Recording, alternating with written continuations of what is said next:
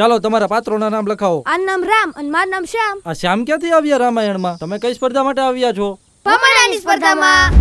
બટ્ટાનું સ્વાગત છે સુરતમાં, કે જ્યાં ગુજરાતની સૌથી મોટી ભમેડાની સ્પર્ધાનું આયોજન કરવામાં આવેલું છે.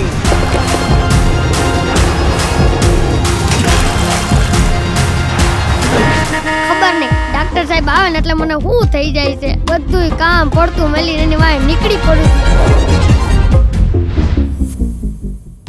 સાયકલ જોઈને તો હું એવો રાજી થઈ જાઉં ને, જેમ પેલા વરસાદમાં ડેટકા અને કાચમાં રાજી થઈ જાય એમ.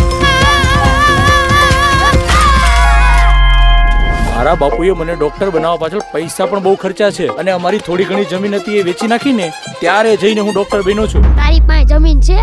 જો જમીન તો અમારી પાસે પણ નથી, નકર તો 2-3 વીઘા આપી ન દઉં. તને ખબર નથી કે આ દુનિયા કેવી છે? ભૂગોળમાં વાંચ્યું તું કે દુનિયા ગોળ છે, ગોળ. છોકરો ભૂગોળમાં હોશિયાર છે હો.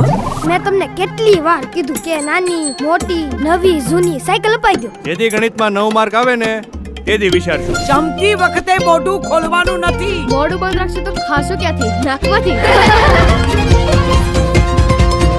મેં જે વાત લઈને આવ્યો છું એ સ્પર્ધા છે ભમેડાની. ભમેડો? આ સ્પર્ધામાં પહેલા નંબરનો જે વિજેતા થશે એને સ્કોલરશિપ મળે. મને તો ભમડો ફેરવતા આવડતું જ ન, તો હું ડાક્ટર કેમ બનાય? તારે બસ ભમડો ફેરવવાનો છે, બીજું કઈ ભગીરથ કામ નથી કરવાનું. ફેર પુદરડી ભમરડાની ભમ ચકરડી ઘૂમે ચક્કર ચરર ચરર ચાક ચકરડી. ભાવનગરની સ્પર્ધામાં ભાગ લેવા માટે રજીસ્ટ્રેશન ફી તરીકે તમારે 25 રૂપિયા ભરવાના છે. અહીંયા કઈ કૂતરી શેરતી હોય પૈસા? અમે ધૂળ લડે પારમશું માટીમાં મન ભરવશું સામે આવે જે કોઈ એને પણ પાઠ ભણાવશું. હવે કાગળ દિનના રોજ દશે ને રોજ પડાવીશું. હવે હું કરશું આપણે? હવે આપણે નહીં, જે કરશે ને આ કાળકામાં કરશે.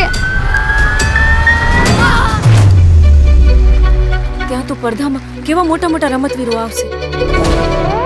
મને તો એ ચિંતા થાય છે, આ છોકરો કરશે હું?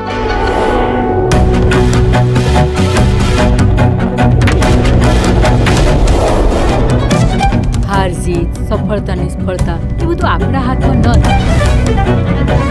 આ દોરી હાથમાંથી છૂટી જાય છે અને આ ભમડો હાથમાં નથી રહેતો.